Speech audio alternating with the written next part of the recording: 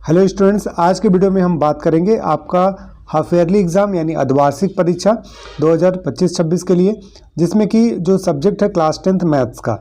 तो वीडियो को अंत तक देखिएगा, सारा चीज़ मैं डिटेल से बताने वाला हूं, जिससे कि आपको इसी प्रकार के क्वेश्चंस आपके एग्जाम में भी आने के बहुत चांसेस हैं। ठीक है, तो अगर आप इसको अच्छे से देखते हैं तो ठीक इसी प्रकार के क्वेश्चंस डेफिनेटली आपके एग्जाम में भी पूछा जाएगा। आपके स्कूल में जो भी एग्जाम हो रहा है अभी हाफ ईयरली एग्जाम, तो आप उसको आसानी से बना सकते हैं।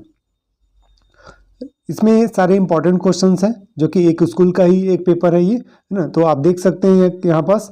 तो सबसे पहले हम ऑब्जेक्टिव क्वेश्चंस आप देखेंगे तो सबसे अगर पहला प्रश्न अगर हम यहाँ पास देखें तो आपके पास जो पहला प्रश्न है वो क्या है, दिया हुआ है कि बहुपद यानी जो पॉलिनोमियल्स है, बहुपद दिया हुआ है पी एक्स बराबर x square minus 5x plus 6 के शून्यंकों का योगफल।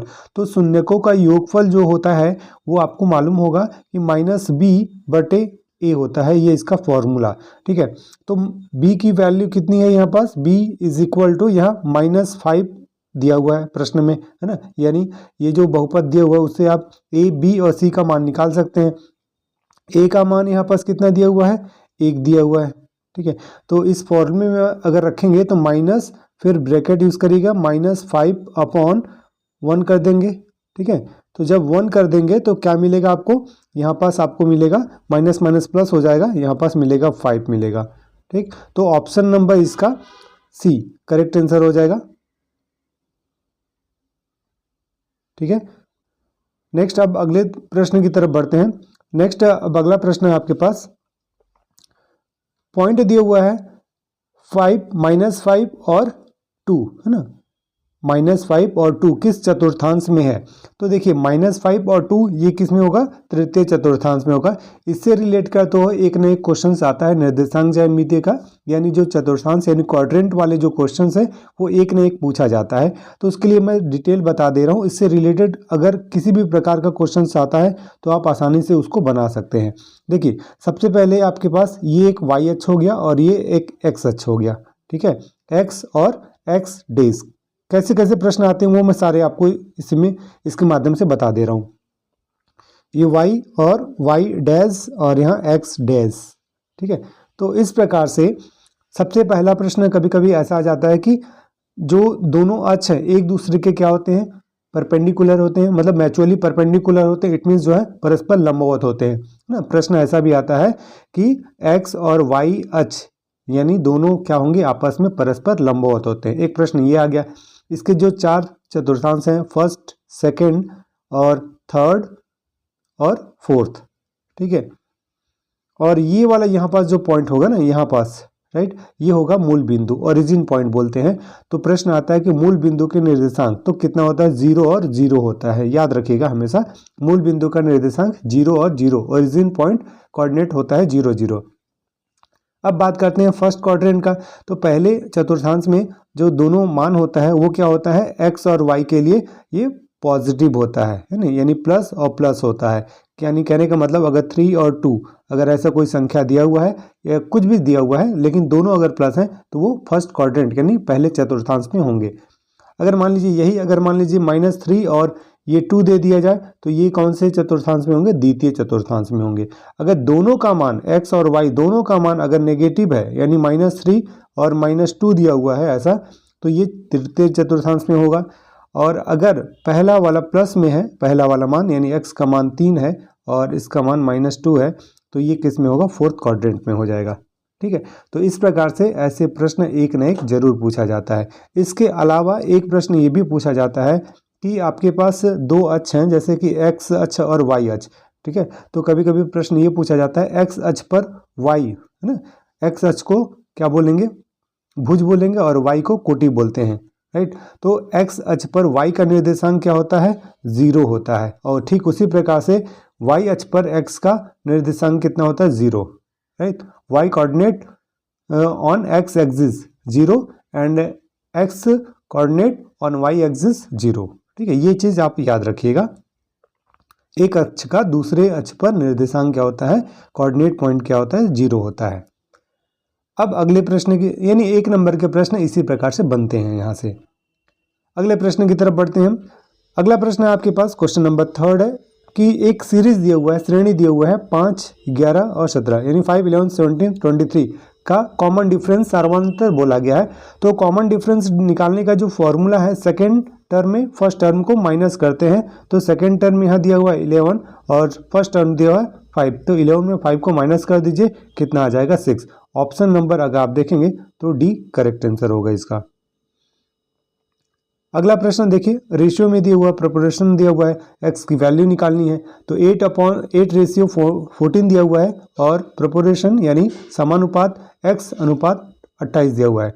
तो इसको करने का तरीका ये है कि 8 है ना 8/14 कर दीजिए, है ना 8/14 और यहाँ x/28 कर दीजिए। ठीक है, 28 का यहाँ से मल्टीप्लाई हो जाएगा आपके पास। ये शॉर्ट ट्रिक मैं बता दे रहा हूँ, है ना, बहुत ही आसानी से आप कर सकते हैं। और यहाँ 14 लिख दीजिए, है ना, इज इक्वल टू एक्स हो जाएगा। यहाँ 14 1 जा 14 और 14 2 जा 28। ठीक है, 14 दूनी 28 और 8 में 2 का मल्टीप्लाई कर दीजिए तो कितना आ जाएगा 16। तो यानी x का जो मान आएगा वो कितना आएगा 16 आ जाएगा। ठीक है, तो ऑप्शन अगर देखेंगे तो इसमें आपको ऑप्शन मिलेगा सी, है ना, यानी 16 यहाँ दिया हुआ है, तो option number C correct answer हो जाएगा। ठीक है, नेक्स्ट अब देखिए, एक वर्ष में तिमाही की संख्या होती है। ठीक है, एक वर्ष में तिमाही कितना होता है, तो 3 × 4 कर दीजिए यानी 12 हो जाएगा, है ना। तो ऑप्शन नंबर 4। ठीक है, क्योंकि 3 माह बाद जैसे आपका क्वार्टरली एग्जाम होता है, तिमाही बोलते हैं, फिर 6 माह में तो छमाही होता है ना। तो उसी प्रकार से आपका ये 3 माह यानी 3 माह के बाद ये अगर एक वर्ष में आप अगर उसको कन्वर्ट करेंगे तो कितना 4 भाग में बटेगा वो, है ना। 3 चौका 12, 3 4 जा 12।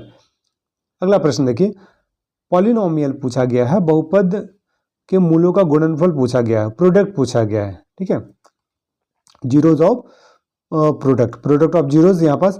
तो x² 10x - 24 ये आपके पास पॉलिनोमियल का इक्वेशन दिया हुआ है और उसका प्रोडक्ट जीरोज ऑफ प्रोडक्ट क्या होता है, C/A होता है। उसका जो फॉर्मूला है C/A होता है। तो यहाँ अगर बहुपद से आप देखेंगे पॉलिनोमियल से, C की वैल्यू कितनी है -24 है ना, और A की वैल्यू 1 है, राइट। तो कितना आ जाएगा 24/1, इट मीन्स टू -24 आएगा इसका आंसर। ठीक है, -24, option number B correct answer होगा।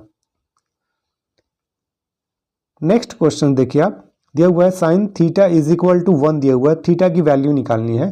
तो जब sin θ = 1 दिया है तो sin 90 की वैल्यू 1 होती है, तो आप क्या लिखेंगे sin 90 डिग्री। क्यों, क्योंकि 1 की वैल्यू sin 90 डिग्री होगी। तो साइन से साइन यहाँ पास कैंसिल हो गया और थीटा की वैल्यू 90 डिग्री आ गया। ये मैं शॉर्ट ट्रिक में बता रहा हूँ आपको। ठीक है, तो इस प्रकार से थीटा की value 90 degree, option number B इसका करेक्ट आंसर होगा। अगला प्रश्न दिया हुआ है कि यहाँ से देखिए, जो आपका बैंकिंग टैक्सेशन वाले जो चैप्टर हैं उससे आपका टोटल एक प्रकार से 7 मार्क्स के क्वेश्चन आते हैं। तो 5 नंबर का एक प्रश्न आता है, एक नंबर के 2 प्रश्न आते हैं। तो यहाँ से अगर आप देखेंगे तो आपको मिलेगा कि यदि सावधि जमा खाते में ब्याज की गणना तिमाही दी हुई है, ठीक है, तिमाही आधार पर की जाती है, तो वार्षिक दर मतलब आर को लिया जाता है, तो कितना 1/4 लिया जाता है। ठीक है, राइट, तिमाही दिया हुआ है तो क्या करेंगे, आर को 4 से डिवाइड कर देंगे। अगर आपके पास हाफ ईयरली दिया हो तो हाफ ईयरली को क्या करेंगे 2 से डिवाइड करेंगे आर को, है ना। और टाइम को जस्ट क्या करते हैं, टाइम को यानी जो समय इसमें तिमाही में हम 4 से गुणा कर देंगे, यानी उसका 4 टाइम्स कर देंगे।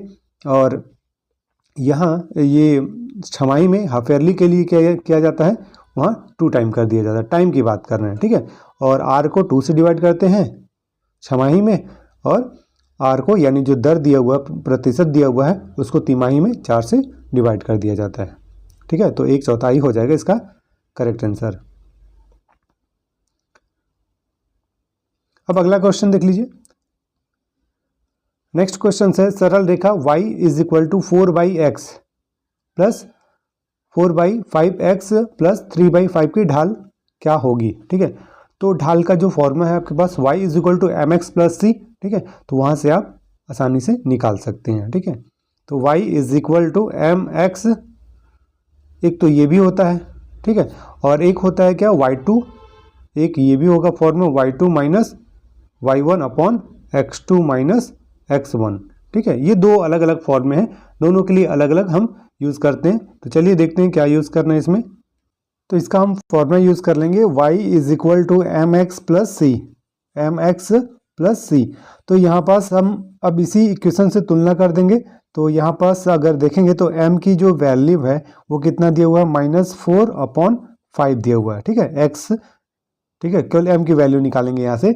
और c की वैल्यू कितना है, c अंतःखंड हो जाता है, तो c की जो वैल्यू है 3/5 है यहाँ पास, राइट। तो हमको पूछा गया है, ढाल पूछा गया है, तो ढाल मतलब -4/5 इसका करेक्ट आंसर हो जाएगा, option number C, right. Next question देख लीजिए।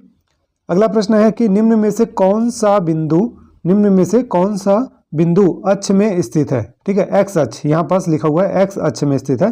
तो एक्स अक्ष में स्थित है मतलब एक्स का निर्देशांक दिया रहेगा और वाई का निर्देशांक 0 होगा। ठीक है, तो ऑप्शन नंबर सी जो है इसका करेक्ट आंसर होगा 5 और 0।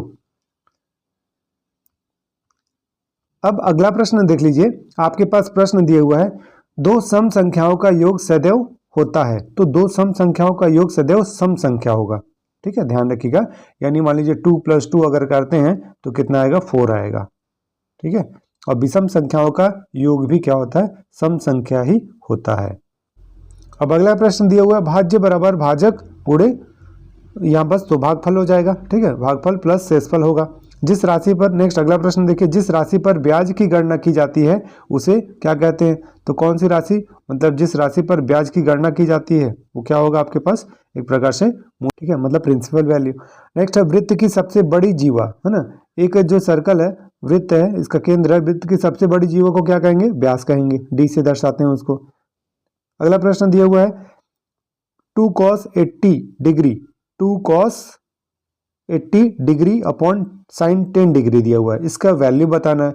तो इसको आप कैसे सॉल्व करेंगे, 2 cos 80 दिया हुआ तो 2 sin 90 माइनस 80 लिखेंगे आप यहाँ पास, और अपॉन में साइन 10 दिया हुआ है। अब 90 में 80 को माइनस करेंगे, साइन 10 आएगा, तो 2 sin 80 अपॉन 80 डिग्री हो जाएगा, है ना, अपॉन में साइन 80 डिग्री, ये दोनों हो जाएंगे, कैंसिल हो जाएंगे, है ना, बचेगा 2। तो इसका आंसर कितना आएगा, 2 आएगा आंसर। ओके, नेक्स्ट अब इसी प्रकार से अब अगला प्रश्न देख लीजिए। 2 नंबर के लिए प्रश्न की एक जो रेखा है 1, 2 और 5, 10 यानी 5, 10 से गुजरती है, इसकी ढाल ज्ञात करना है। तो इसका वाला फॉर्मूला, इसके लिए क्या फॉर्मूला लगाएंगे, y इज इक्वल टू ढाल बराबर प्रवणता बराबर y2 minus y1 upon x2 minus x1, ये फॉर्मूला इसके लिए यूज होगा। ठीक है, यहाँ x1 y1 का मान कितना है, 1 और 2, और x2 y2 का मान है 5 और 10। तो y2 की वैल्यू यहाँ पास क्या दिया हुआ है, अगर देखेंगे तो 10 दिया हुआ है, और y1 की जो वैल्यू दिया हुआ है यहाँ पास ये 2 दिया हुआ है। तो 10 माइनस 2 कर दीजिए, और यहाँ x2 माइनस x1 यानी 5 माइनस 1 कर दीजिए। तो कितना आएगा, यहाँ 8/4 आएगा। ठीक है, तो 4 2 जा 8, राइट, ये हो जाएगा इसका करेक्ट आंसर 2 इसका करेक्ट आंसर होगा। नेक्स्ट देखिए, माध्यिका ज्ञात करना है आपको।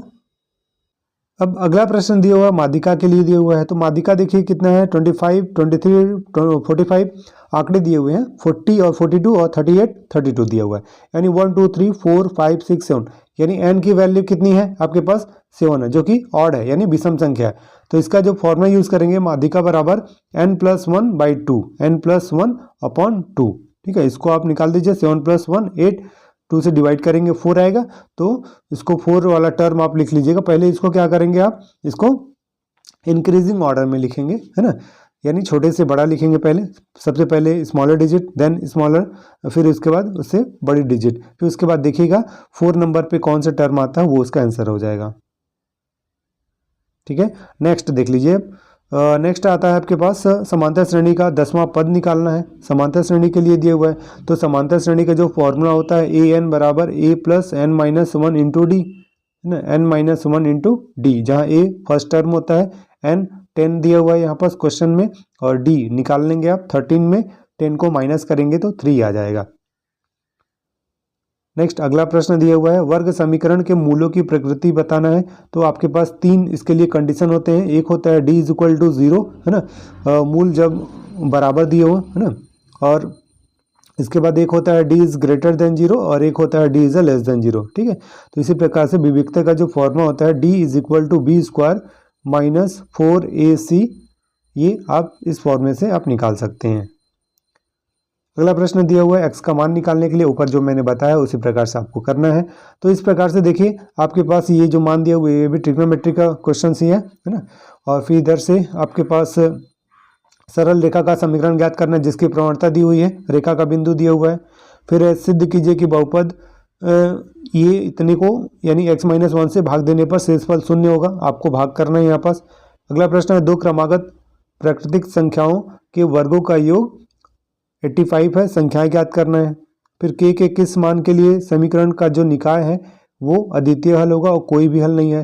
तो यहाँ पास अद्वितीय हल का जो फॉर्मूला है a1/a2 नॉट इक्वल b1/b2 होता है, और कोई भी हल नहीं है के लिए आप क्या करेंगे a1/a2 is equal to b1/b2 और नॉट इक्वल c1/c2 ना, ये इसका फॉर्मूला है, इसी को आप अप्लाई कर लीजिएगा यहाँ पास।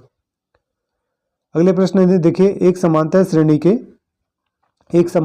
के n 2n तथा 3n पदों के योगफल क्रमशः s1 s2 s3 है, तो सिद्ध कीजिए कि s3 is equal to 3 into s2 minus s1 होता है ना। ये काफ़ी इंपॉर्टेंट क्वेश्चन है। अगला प्रश्न है यदि किसी समांतर श्रेणी का पीवा पद q है, क्यूवा पद p है, तो सिद्ध करना है p प्लस क्यूवा पद भी शून्य होगा। अगला प्रश्न दिया हुआ सूत्र विधि यानी फॉर्मूला मेथड से आपको यूज करना है। 9x square plus 7x minus 2 is equal to 0 को सूत्र विधि से हल कीजिए जिसका फॉर्मूला होता है x is equal to minus B plus minus root over B square minus 4ac upon 2a, इसका ये फॉर्मूला हो गया। ठीक है, फिर नेक्स्ट दिया हुआ है, इसके और में दिया हुआ है कि मूलधन 300 रुपये पर 5% वार्षिक ब्याज की दर से 1, 2, 3, 4, 5 वर्ष के लिए साधारण ब्याज निम्न सारणी में प्रदर्शित है। समय और साधारण ब्याज के बीच जो है एक आलेख आपको बनाना है, मतलब ग्राफ बनाना है आपको। ठीक है, नेक्स्ट अगला प्रश्न दे दिया है, यहाँ पास दिया गया है कि वृत्त का केंद्र O है और दी गई आकृति में x का मान बताना है आपको। ठीक है, इसी में और में भी दिया हुआ है कि एक त्रिज्या है जिसका इसका सेंटीमीटर दिया हुआ है, लंबाई दी हुई है 20 सेंटीमीटर और दो बराबर और समांतर जीवाओं के बीच की दूरी 24 सेंटीमीटर है। जीवा की लंबाई आपको ज्ञात करना है। अगला प्रश्न अगर देखेंगे तो आपको बहुलक निकालने के लिए बोला गया है ना। ठीक है, फिर इसके बाद माध्य भी निकालने के लिए बोला गया है, तो इसको आप काफ़ी आसानी से निकाल सकते हैं। अगर नहीं बनता है तो आप वीडियो के कमेंट सेक्शन में कमेंट करके बताइएगा, तो इसके लिए हम अलग से वीडियो बना देंगे डेटा एनालिटिक्स का। अगला प्रश्न देख लीजिए। अगला प्रश्न है 6 सेंटीमीटर भुजा वाले एक समबाहु त्रिभुज के अंतर्वृत्त की रचना करना है ना। कुछ स्टेप्स हैं इसमें, उसके आधार पर आप इसको बना सकते हैं। डियर स्टूडेंट्स, यदि आप चैनल पर नए हैं तो चैनल को सब्सक्राइब कर लीजिएगा, जिससे कि आपको 2026 से रिलेटेड जितने भी लेटेस्ट अपडेट हैं आपके बोर्ड से रिलेटेड वो आपको टाइम टू टाइम मिलता रहे। और बेल आइकन का बटन जरूर प्रेस कर लीजिएगा, जिससे कि जैसे ही हम वीडियो अपडेट करते हैं उसकी नोटिफिकेशन आप तक पहुंच सके। अगला प्रश्न ट्रिग्नोमेट्रिक का है, देख लीजिए, काफी इंपॉर्टेंट प्रश्न हो जाता है ये। रूट ओवर दिया हो 1 plus cos theta upon 1 minus cos theta, ये पूरा का पूरे में रूट होगा है ना, और plus 1 minus cos theta upon 1 plus cos theta, इसको आपको सॉल्व करना है। ये एक्चुअल में पूरा अंडर रूट होना चाहिए यहाँ पास क्वेश्चन में। फिर इसके बाद क्वेश्चन नंबर 19 आप देख लीजिएगा, लास्ट क्वेश्चन मिलेगा आपको है ना, जिसमें कि मैं आपको यही सजेस्ट करूंगा कि इसमें जो 2 एक्सरसाइज हैं है ना आपका बैंकिंग एवं कराधान में, उसमें आपका जो पहला वाला एक्सरसाइज है जिसमें कि सावधि यानी एफडी फिक्स डिपॉजिट के लिए और रिकरिंग डिपॉजिट के लिए जो प्रश्न है उसको आप अच्छे से करें। आप चाहें तो फिर दूसरा एक्सरसाइज आप बिल्कुल छोड़ सकते हैं। ठीक है, इसी प्रकार से अगर बात करें यहाँ पास ट्रिग्नोमेट्रिक चैप्टर के लिए, तो आप 9 वाले को आप अच्छे से कर लीजिए। ठीक है, चैप्टर 9 के सारे एक्सरसाइज आप अच्छे से करिए। और वहीं अगर बात करें हाइट एंड डिस्टेंस का नहीं, यानी जो चैप्टर 10 है उसको आप बिल्कुल पूरी तरह से छोड़ सकते हैं, तब भी आपके 5 नंबर मिल जाएगा। ठीक है, ये दोनों ऐसे चैप्टर हैं जिसमें कि एक चैप्टर आप अगर छोड़ते हैं तो भी आपको कोई नुकसान नहीं है। तो डियर स्टूडेंट्स, आज की वीडियो में इतना ही, मिलते हैं नेक्स्ट वीडियो में, तब तक के लिए thank you and good luck.